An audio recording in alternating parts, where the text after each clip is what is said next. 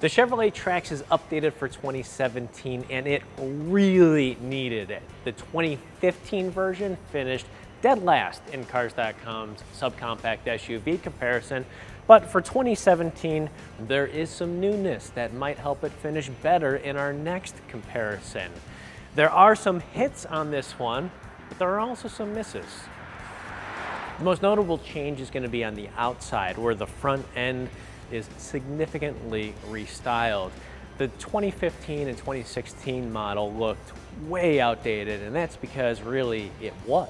That model was on sale globally way before we ever got it here in the US, so it came to us and it came to dealerships already looking a few years old because it was.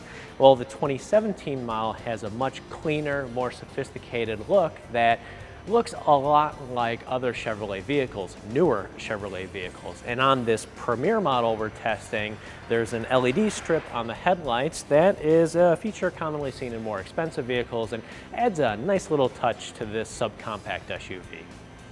What we most like inside the Trax is its new multimedia system. It has standard Apple CarPlay and Android Auto. And the biggest advantage to those two features is navigation. It uses your phone's native navigation to display directions right on this touch screen. There's also multiple USB ports. There are two. And then in the back of this Premier trim level, you have a household AC outlet. Another mobile-friendly feature in the Trax is the 4G LTE cellular connection. And that is a subscription-based service, but they give you a free trial at first that creates a Wi-Fi hotspot in the car. Also on the inside is this redesigned dashboard, and it's a little more upscale than the old one.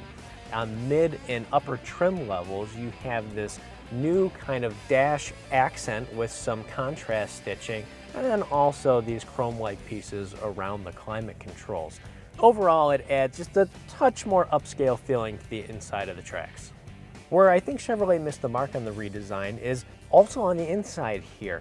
There are fewer storage areas compared with the old Trax. So you lose the top storage compartment, you lose the upper glove box storage compartment, and then also there are these two little storage cubbies on the side of the center console that are also gone.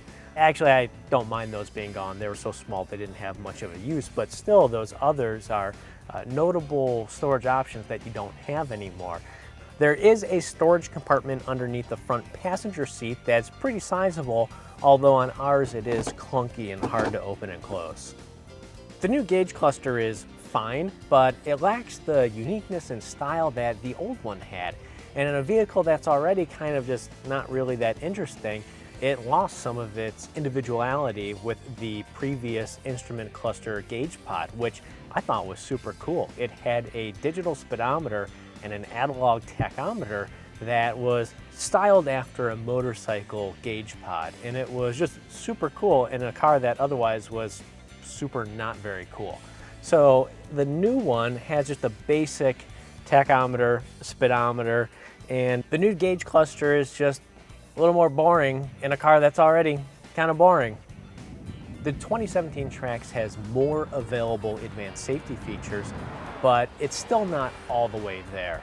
There's forward collision warning, but there's no automatic emergency braking component. And while that sounds like a high-end luxury feature, it's not. Competitors have a forward collision warning system with automatic emergency braking that it's going to detect a collision and in certain circumstances brake for you. The Trax, however, is just going to let you know that there's a collision coming, but it's not going to brake for you. Despite its misses, the 2017 does hit on a few good areas, and it is a notable improvement over the 2016. But this class as a whole continues to grow and change with new additions like the Ford EcoSport, the Subaru Crosstrek, and the Nissan Rogue Sport. And how does this compare to those? Well, we'll find out as we test the entire segment in 2018.